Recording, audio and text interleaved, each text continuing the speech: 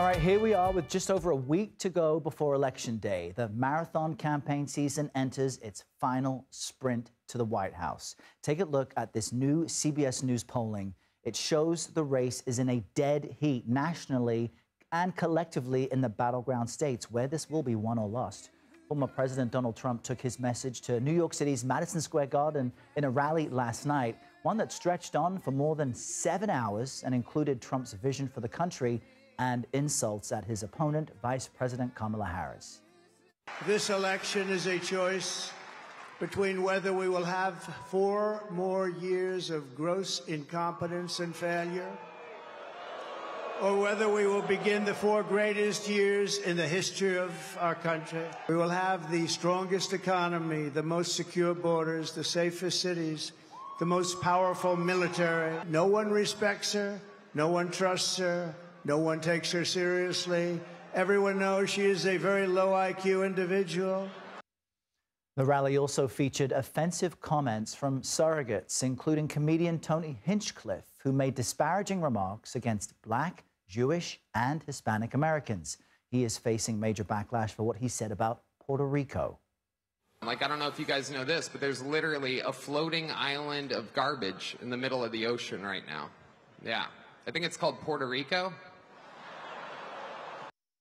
We've got team coverage following the election this morning. CBS News campaign reporters Jake Rosen on the left and Nidia Cavazos on the right. Jake is here with me in Studio 57. So, Jake, let's start with you. That wasn't even a joke. It was just straight up offensive. The Trump campaign has put out a statement. We want to mention that, saying this joke does not reflect the views of President Trump or the campaign. Have we heard from Trump himself? And how does this fit into the closing message as they try to court final voters? So we haven't yet, and this comes after not just Hinchcliffe made that, quote, joke and went on as kind of the opening act yesterday at Madison Square Garden, talking for a couple minutes about different racial groups and insulting them, insulting Kamala Harris, but also a full pre-programmed slate of over 25 speakers who, a lot of them parroted former President Trump's rhetoric about migrants and immigrants, but also kind of took a page from Hinchcliffe's book and tried to make jokes to a full arena of people. Obviously, this fits in the Trump campaign has pitched this rally to reporters as the start of the closing arguments across the campaign trail. Why not take their message to the center of the universe, as Madison Square Garden is? Why not take Donald Trump's message on immigration and the economy to New York, a place where the media markets from all across the country, all across the world are focused on?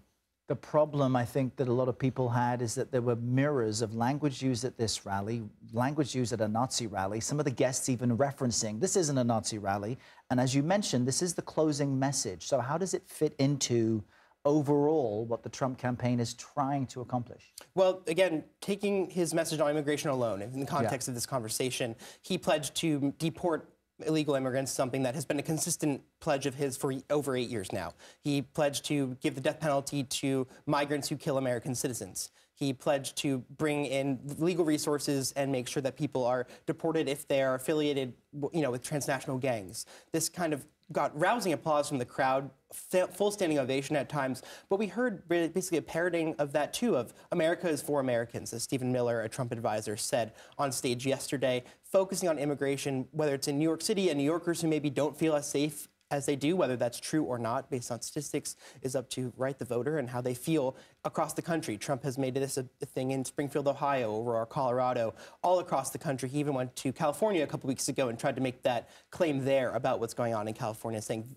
every problem you have around immigration, migrants, homeless migrants in your communities, crime in your communities, goes back to Joe Biden, Kamala Harris, and I will fix that, is his message. And you've been in about, I think, 8 different states since we last saw you here on set. Where does Trump head next? He is going to Georgia tonight for a rally in Atlanta. He'll be in Pennsylvania all day tomorrow. And then he's back out to the West Coast, where he just was for a rally in Nevada later this week. In addition to all the other battleground states, we'll see him in Wisconsin also later this week. All right. Jake Rosen, the race continues. Here we are. Thanks so much.